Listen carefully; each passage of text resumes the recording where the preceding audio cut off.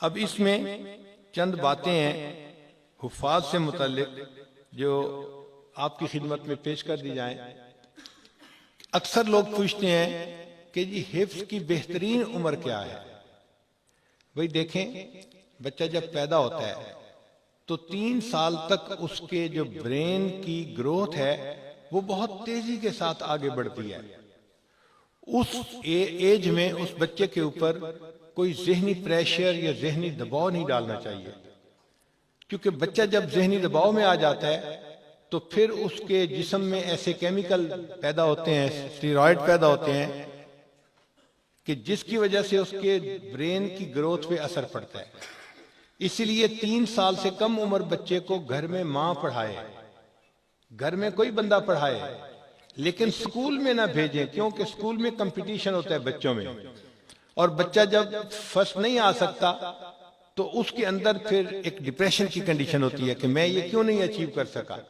تو کمپٹیشن کے ماحول میں 3 سال سے کم عمر کے بچے کو نہیں ڈالنا چاہیے۔ ہم اپنے ملک میں دیکھتے ہیں آج تو پیدا ہونے والے بچے کی فہرست بنائی جاتی ہے کہ جی 3 مہینے بعد پیدا ہوگا، سب کاروبار ہے۔ سائنٹیفکلی اس کو پروو کر دیا گیا ہے کہ 3 سال سے کم عمر بچے کو کبھی بھی پڑھائی کے کمپٹیشن میں نہیں ڈالنا چاہیے۔ ہاں، 5 سال کی عمر کا جب بچہ ہو جاتا ہے تو اس کا 90% سے زیادہ برین جو ہے اس کی گروتھ مکمل ہو چکی ہوتی ہے، ٹوٹل وائرنگ برین کی وہ ہو چکی ہوتی ہے۔ اب یہ بچہ لوڈ اٹھانے کے قابل بن جاتا ہے، لہٰذا 5 سال کے بچے کو اگر سکول میں ڈال دیا جائے تو وہ بچہ آگے اپنا پڑھائی کا سلسلہ بڑھا سکتا ہے۔ مگر 7 سال کی عمر میں جب بچہ پہنچتا ہے تو اس وقت برین کی گروتھ 100% مکمل ہو چکی ہوتی ہے، جتنا اس کے اوپر بوجھ ڈالو وہ بوجھ اٹھانے کے قابل ہوتا ہے۔ چنانچہ جرمنی میں ایک ایکسپیریمنٹ کیا گیا کہ 5 سال کی عمر کے بچوں کو انہوں نے پڑھایا اور پھر دیکھا کہ یہ جوان ہو کر کیا بنے، اور 7 سال کی عمر کے بچوں کو پڑھایا۔ نتیجہ یہ نکلا کہ 5 سال کے بچوں نے شروع میں تو اچھا پرفارم کیا کہ جی یہ 5 سال کے بچے ہیں لیکن بڑا اچھا یہ یاد کر رہے ہیں، بڑا اچھا پڑھائی کر رہے ہیں، بڑے آگے تیزی سے بڑھ رہے ہیں۔ لیکن جب 20s میں پہنچے تو جو 7 سال کے بچے تھے وہ سارے کے سارے ان 5 سال کے بچوں سے بہت زیادہ بہتر پرفارم کر رہے تھے۔ تو اس ایکسپیریمنٹ کا نتیجہ یہ نکالا گیا کہ بہترین عمر بچے کی پڑھائی کے لیے 7 سال ہوتی ہے۔ ہم اپنے بچپن میں سکولوں میں دیکھتے تھے کہ 6 سال کے بعد بچے کو داخل کیا جاتا تھا، اور شریعت کا حسن دیکھو کہ نبی علیہ السلام نے 1400 سال پہلے بتلا دیا جب بچہ 7 سال کی عمر کا ہو جائے تو اس کا بستر جدا کر دینا چاہیے اور اس کو نماز سکھانی چاہیے کہ وہ پڑھنا شروع کرے۔ تو شریعت نے بھی 7 سال کی عمر کے بچے کو کہا کہ اس کو نماز سکھاؤ، اور اب اس کے اوپر نماز نہ پڑھنے پہ سختی کر سکتے ہو، اس سے پہلے نہیں۔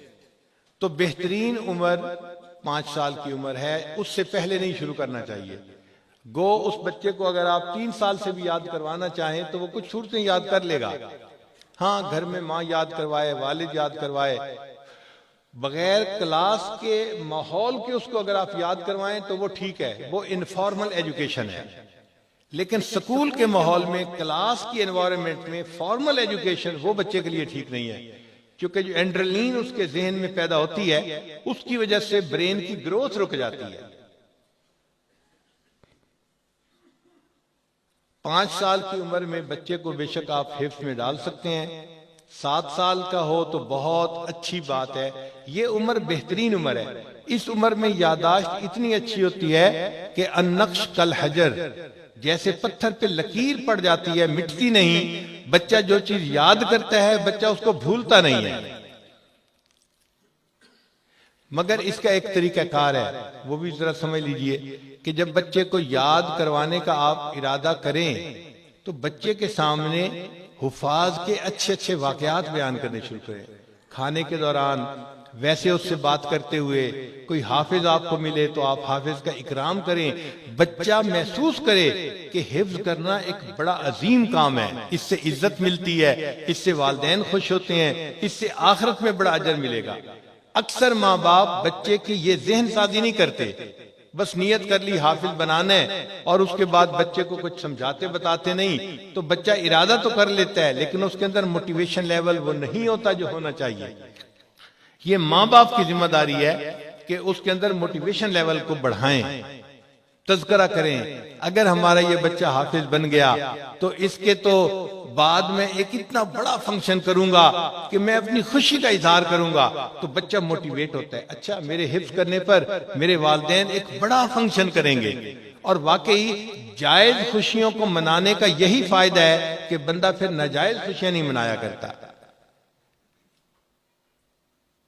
تو جب آپ نے بچے کو قرآن پاک